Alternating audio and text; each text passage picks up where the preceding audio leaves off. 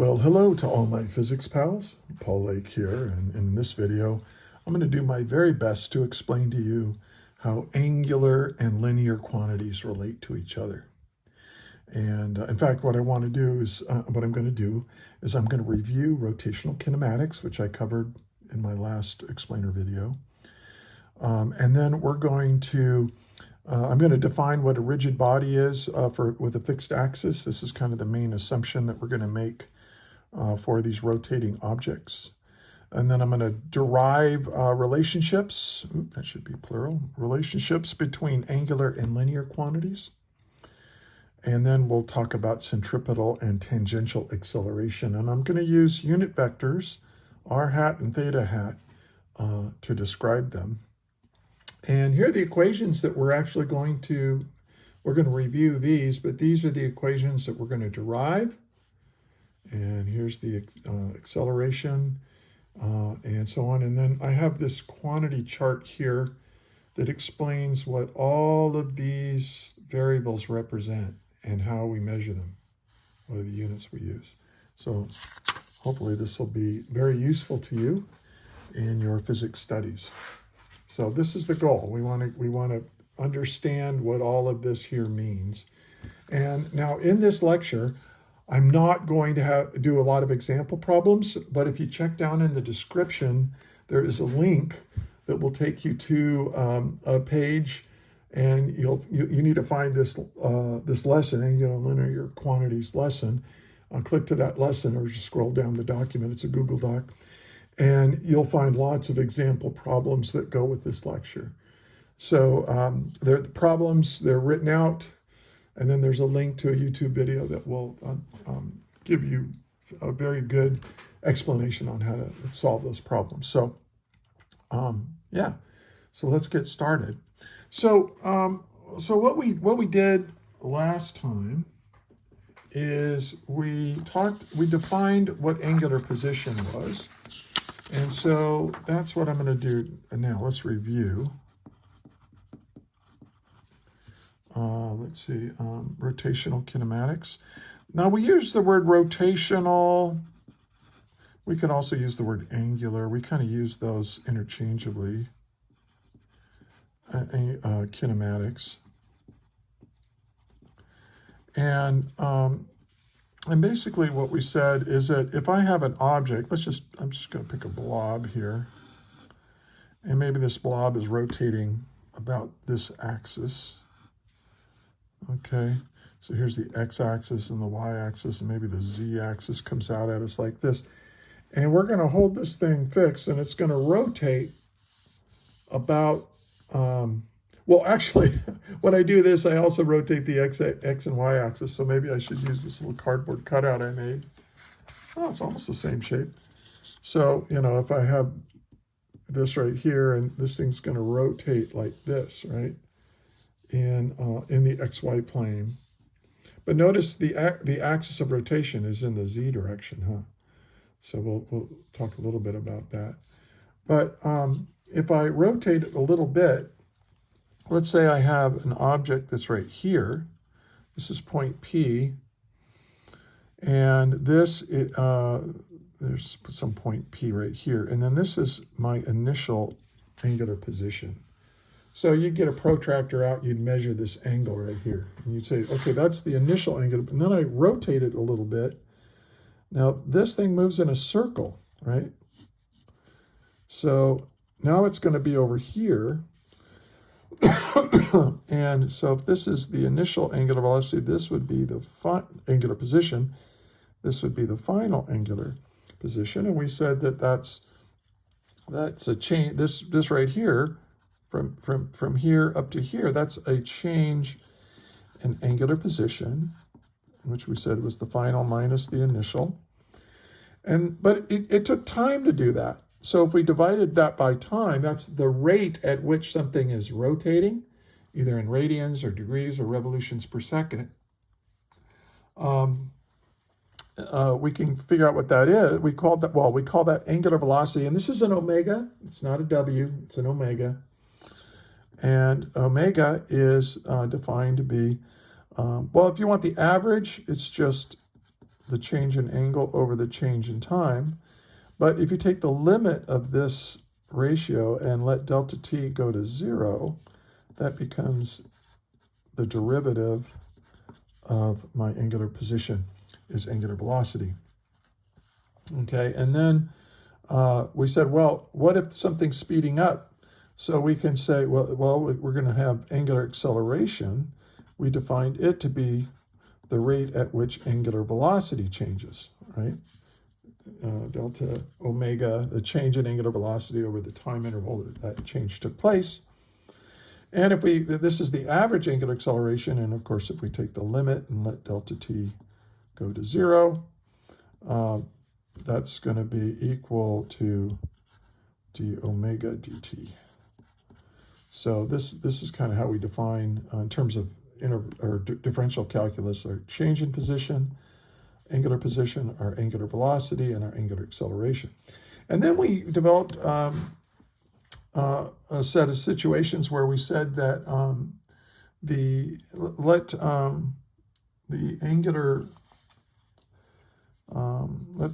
what if the angular acceleration equals a constant?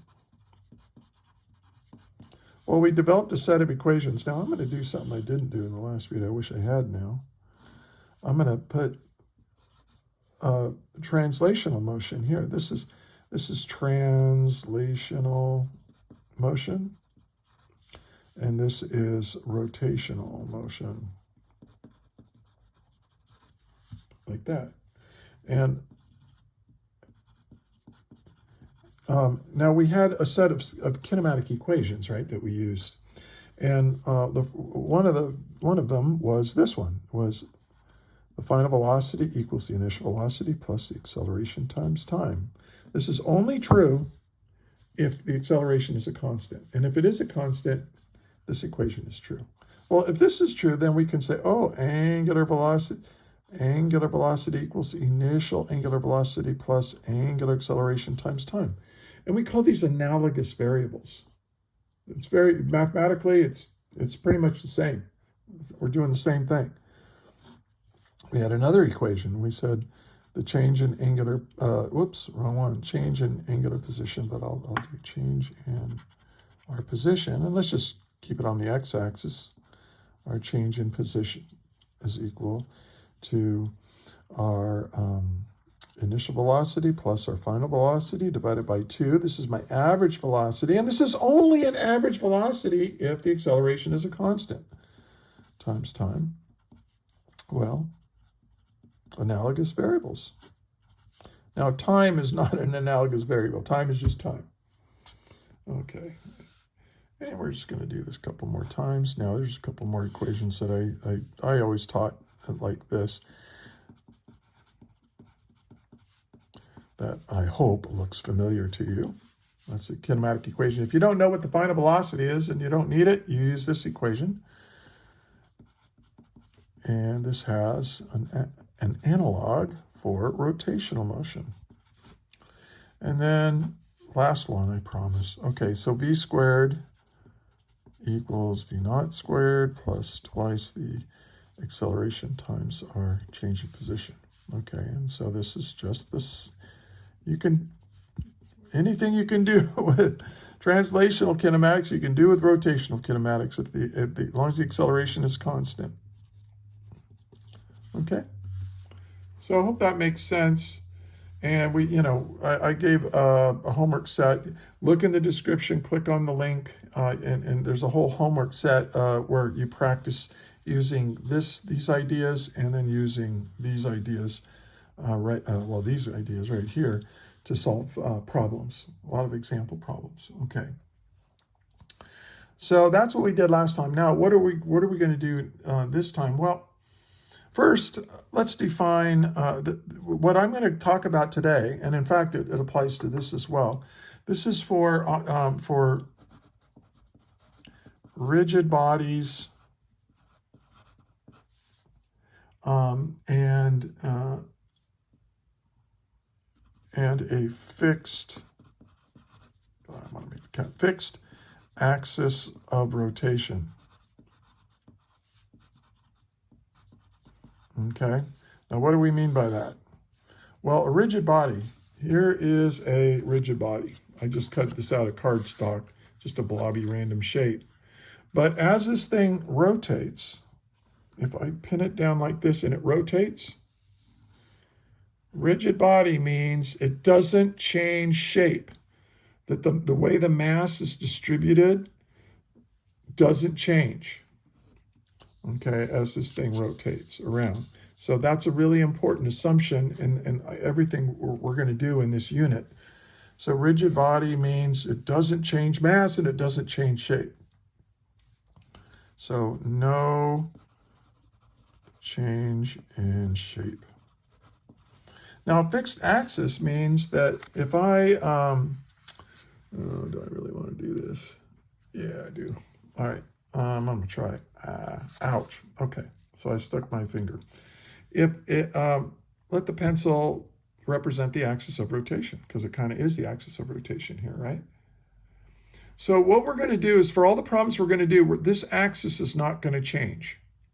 If it's spinning like this axis is not going to change direction, and it's not. This is not going to change the way it's spinning the object, and it's not going to change where it is. Throughout the problem that you're going to solve, the axis of rotation doesn't change. So the object is not changing shape or mass, the mass and everything is staying the same, and the axis of rotation is also staying fixed in orientation. Okay, so hope that makes sense. And that's what we're going to do, fixed axis. The axis of rotation isn't. Now, there are objects that tumble and change axes of rotation. That's really hard. That's upper division physics, maybe even graduate level physics. I mean, it's very, very difficult. So we're not going to, usually in an introductory physics class like the one you're in, we don't deal with change with the axis that changes. All right. So all right. Well, let's get to what we're going to do today, and that is we're going to notice something. Okay. So here's my blobby shape, and here's my axis of rotation. And if I rotate this thing, let's look at a point on here. So here's a point. Okay, I'll call that point P. And notice that as this thing rotates, we had a change in angle, didn't we? Right? We had a change in angle. So here the angle is about 30 degrees, and maybe like there, the angle is more like 60 degrees. So my delta theta was like 30 degrees, something like that. I mean, whatever. And this is so that I'm holding the axis of rotation fixed, and it's not changing shape. So everything we do is going to be like this. All right. Now, but notice something. If I rotate this thing counterclockwise like this thing has a speed, doesn't it? This point has a speed. Okay. It's moving with a certain speed, v. Now the v changes as I'm moving it around, but you see what I'm saying? That's the direction of the motion of that. But notice something. What about this spot right here? So if I rotate this, which one's moving faster? Well, if I could keep this moving in a circle at a constant rate, which I can't do, but suppose I go all the way. If I go all the way around once, right? This guy is described as circle because the radius is constant, right? And the velocity is perpendicular to the radius, of course. And this is r. So, but this is closer in. So the circle that you have right here in the very middle, that circle's only going to be half as big. So its speed is less. In fact, you'll see that it's half. In fact, you could kind of draw a line like this from here. And what we're going to find out is that, you know, this line tells you how fast you're going compared to this speed, the speed on the end. Okay? So we want to know, what is the relationship between the angular velocity, how many radians per second this thing is spinning, and that velocity? Also, changed positions too. Here's this, and we went up like that. We changed position. So what's the relationship between the change in angle and the change in position? And then, of course, the same thing is true with angular acceleration. If I angularly accelerate, now it's slowing down, slowing down. We want to know how to handle that as well. What is the relationship between angular position or change in angular position and the distance it's traveled, and the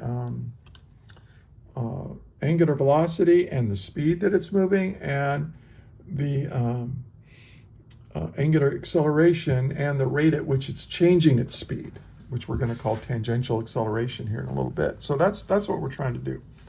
So let's keep this axis of rotation.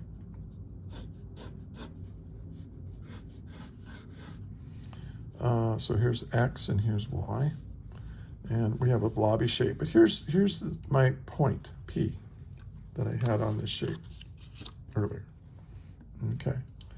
Now, okay, so it's making a circle around here, isn't it? I'll try to draw a nice circle. Oh, that's not too bad. All right. And so if this is the initial angle,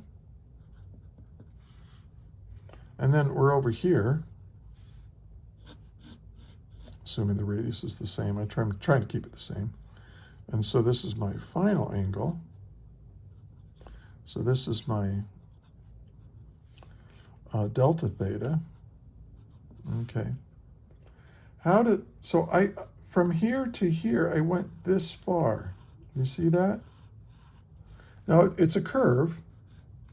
It's the little arc length of a circle. And I'm going to call that S, which is the arc length. And there's a relationship between the arc length and the radius and the angle. And you probably remember what that is. And this is how we define a radian, right? A radians. The angle is just the ratio of the arc length divided by the radius. Okay? But what if we wanted to know what distance did I travel based on my angle and my radius? Well, the arc length is just equal to r theta. Now maybe I'm varying theta, but I'm keeping that r constant with time. So let's suppose that I'm just watching this little point here on my rigid body as it rotates around and it traces out a circle. Its radius is a constant. It's not the radius is not changing with time. Okay, but let's take the time derivative of this, right? Because that'll give us we can do that. So okay, the arc length divided by time, ds dt, is equal. This is a constant, so it just stays here. And this is d theta dt. Okay, that makes sense? And remember, if you have a question, leave it in the comments, but put a timestamp on it so I can go to that part of the video and I will respond to it. My channel isn't that big, so I respond to all the comments. All right. Well, okay. So this seems reasonable. Now, what is ds dt? This is a distance. An arc length is a distance. This is a distance over time. A little tiny change in distance over a little tiny change in time. That's speed, or the magnitude of the velocity.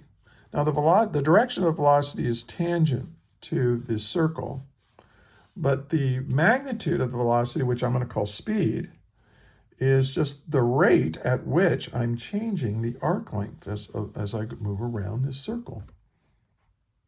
And so I'm going to call that speed. Now, the way I say it's speed, not velocity, because I don't want to worry about the direction. I just put little absolute values around that. So the speed is equal to r. Now, what is d theta dt? What is the rate at which? Oh, well, wait, we did that. D theta dt is just our angular velocity. Okay, so this is my first relationship. This is how I get length from, the distance it traveled based on the radius and how much angle it went through. You could put a delta theta there if you wanted. And then this is how fast it's going, its speed in meters per second or whatever, as it's moving around the circumference of this circle. And then this is times the radius times the angular velocity. Okay, now, this only works if omega is in radians. Radians per second or radians per hour or radians per year, whatever. The time unit doesn't matter, but the angle measure has to be in radians because r, it's the radius. One radian is when you take the radius and you wrap it around there, and that's 1 radian of angle. So you have to, this has to be in terms of radians per second, or it doesn't make sense. Okay. So this is the other equation that we want to use. Now, what if we have an angular acceleration? Well, I'm just going to take the time derivative of this. The derivative, this is the rate of change of speed now. Well, r is a constant, so it stays here, and this is just the rate at which I'm changing my angular velocity. Well, what is this? Okay, now this is very subtle here, okay? Pay attention. If you fade it out, listen to this long video, fade back in right now. This is not the rate of change of velocity. This is the rate of change of speed.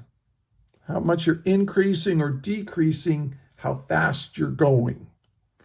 Not what direction you're going, but how fast you're going. I'm trying to distinguish this from centripetal acceleration. This is not centripetal acceleration. We call this tangential acceleration. A sub t. Tangential acceleration. I don't know why I capitalized that. I should capitalize both of them. Huh? Tangential acceleration. The rate of change of speed. Speed only. Tangential accelerations only change your speed. They do not change the direction of your velocity vector. That's what centripetal accelerations do, sometimes called radial accelerations. Okay, so that's really important point. So my tangential acceleration is equal to r. Well, what is d omega dt? Oh, that's alpha. That's my angular acceleration. So these three equations relate the linear, I could call them linear, it's not traveling in a straight line, but it's, a length. Length is changing with time, or changing the rate at which it changes with time. Position, angular velocity, and angular acceleration.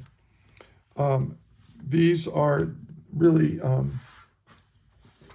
these are the relationships that you're going to use to solve problems. Okay. So now, what are we going to do next? Well, so suppose I have I'll do kind of an example. I'll use an example. Suppose we're looking down on a disk of some kind. And let's say this disk, now the x and y axis are fixed. But let's say I put a penny right on here. And this thing there's its velocity. And this is going to move in a circle around like that, right? So, and maybe I have a tangential acceleration. Maybe the tangential acceleration is equal to whatever that r is, times whatever the angular acceleration is. You have to solve for it, or it's given. Okay. And that's the rate at which we're changing our speed. But look, this is a velocity vector, and velocity vectors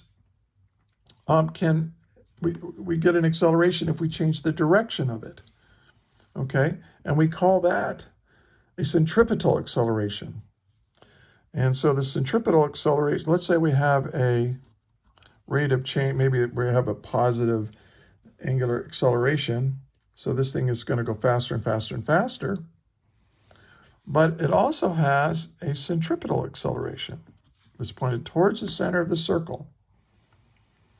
Okay, and so this is going to be the centripetal. Well, we know what that is, right? We know what that's going to be v squared over r.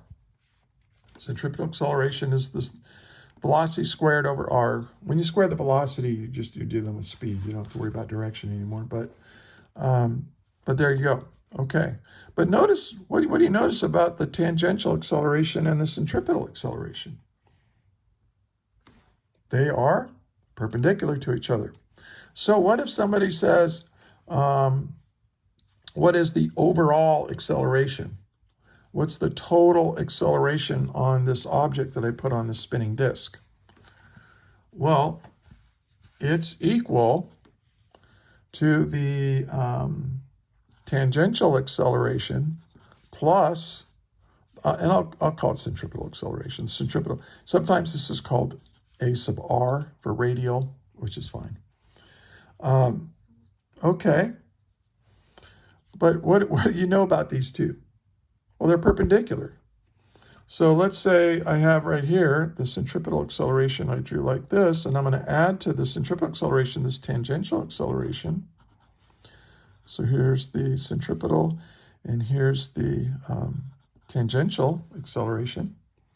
So the overall acceleration is the vector sum of those. But because these are,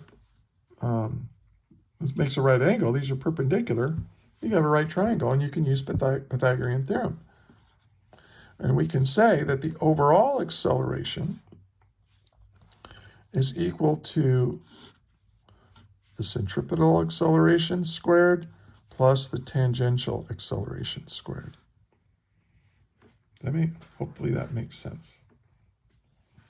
And you could figure out what this angle is. You know, it depends on how they want you to measure the angle with respect to, but you can just use inverse tangent to get that angle. If this is theta, then theta could. I don't want to get into that. I don't want to get into that. But you probably could see what I mean. All right.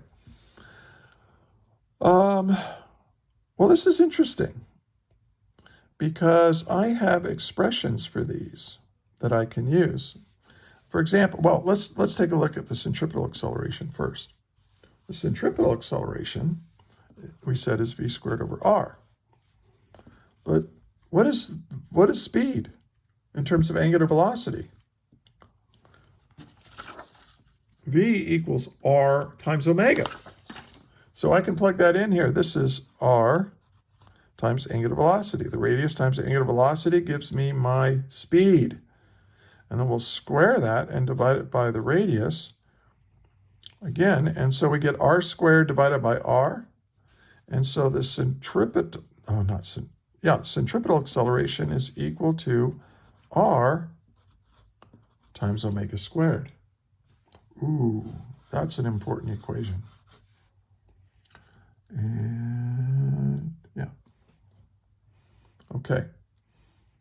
So now I can plug this in there, and then we have an expression for the tangential acceleration. So watch. I'm going to take this, and for the centripetal acceleration, I'm going to say r omega squared. But remember, the centripetal acceleration gets squared, so I have to put a squared right there. Okay?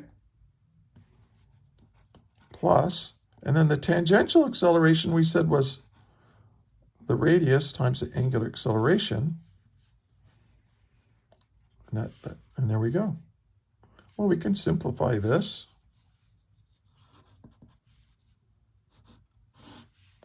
This is r squared omega to the fourth plus r squared alpha squared. That's an interesting expression. How often do you see things with, to the fourth power? Well, you do here. Now, what do we know? Oh, we can factor out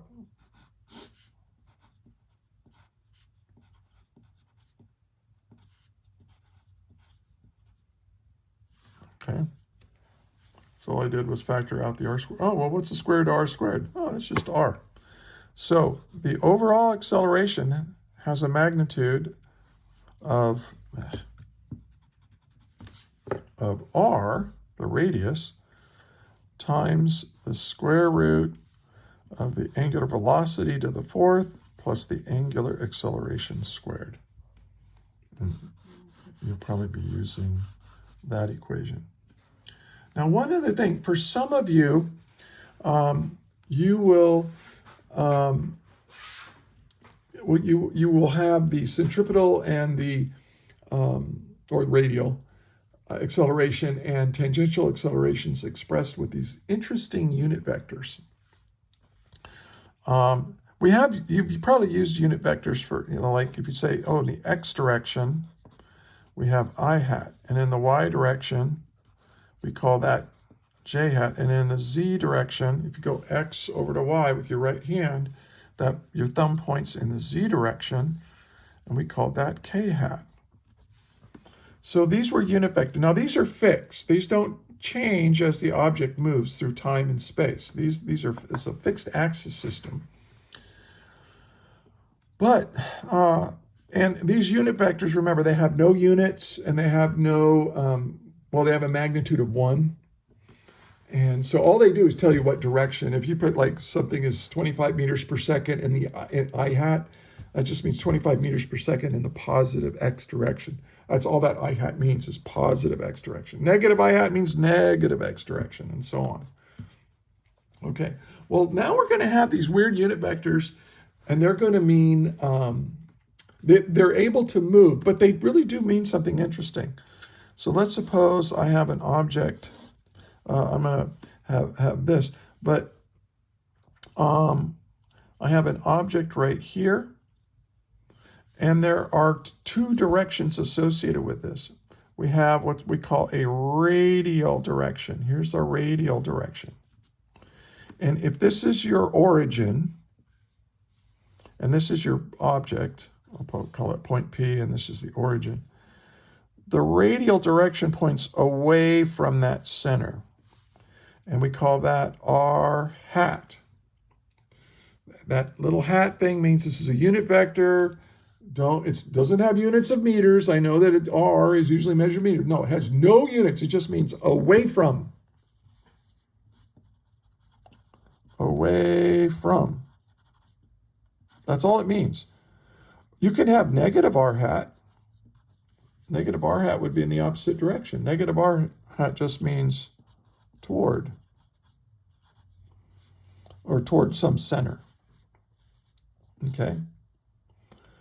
Okay, now, but what if this thing is on some kind of spinning object and it's rotating around like that? And maybe it's got a, so we want to be able to express that. And this right here, if you have a path, if you go a path, what direction is the path? Oh, it's tangent to the path. This direction is tangent to the path. And that's theta hat. And theta hat, and they call it theta because you're kind of rotating. I don't know. I didn't make this up, okay? I'm just teaching it. So theta hat means, what does it literally mean? It means tangent to. It's tangent to the path.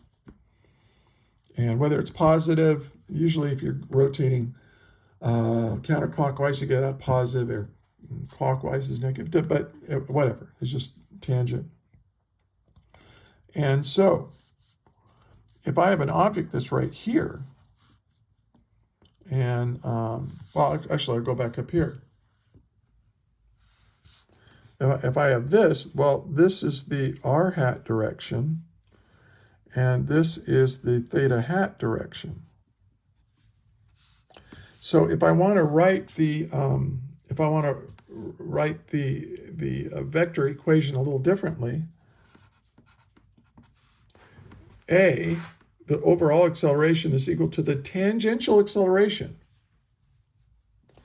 Well, that's a sub t, but what direction is it in? It's in the theta hat direction. It's tangent to the path that it's on. That's what that theta means. It means tangent to the path you're on. And then plus the centripetal acceleration, but now be really careful. What direction is the centripetal acceleration in with respect to r hat? R hat means away from the center, but centripetal accelerations are center-seeking. That's what centripetal means. They're pointed towards the center. So this is always going to be negative r hat, like that, in terms of directions or whatever. But you'll have to draw the picture, but sometimes it's communicated like that. And then, of course, we can, what is tangential acceleration? Well, that's r omega, and then plus, and then this is, well, b squared over r, but we said that was equal to, I'm sorry, I'm getting a little mixed up. This is r alpha. I'm sorry, yeah. I knew something was wrong. This is r alpha.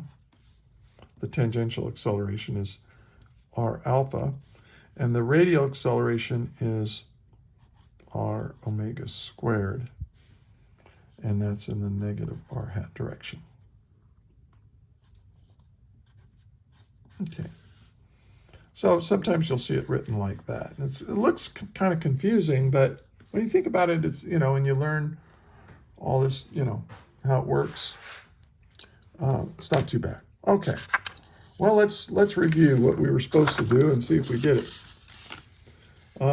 Yeah, we reviewed rotational kinematics, these equations. We defined what a rigid body and fixed axis are.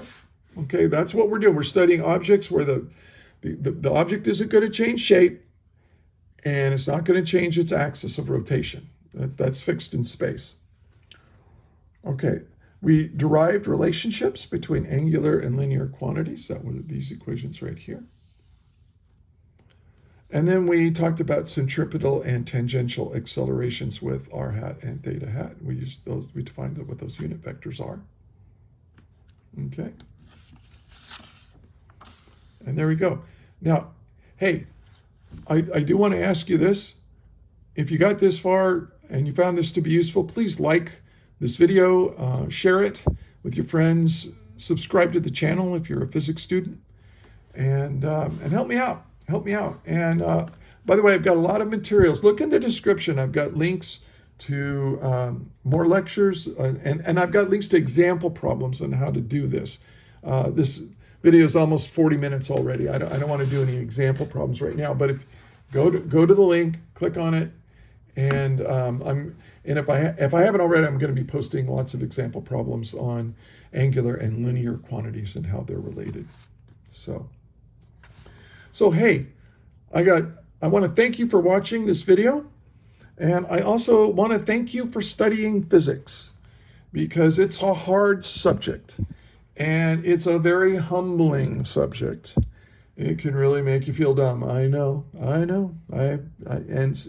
Still, I've been doing this I'm a retired high school teacher, so I've been doing this for 45 years, and it still humbles me. But it's a beautiful subject, and it's very necessary. We need people, smart, hardworking people like you, to learn this stuff so that we can maintain our technological and scientific society all over the world, and maybe eventually beyond our world, I hope, anyway. So again, thank you for watching. And until the next video, may the net force be with you always. That is all.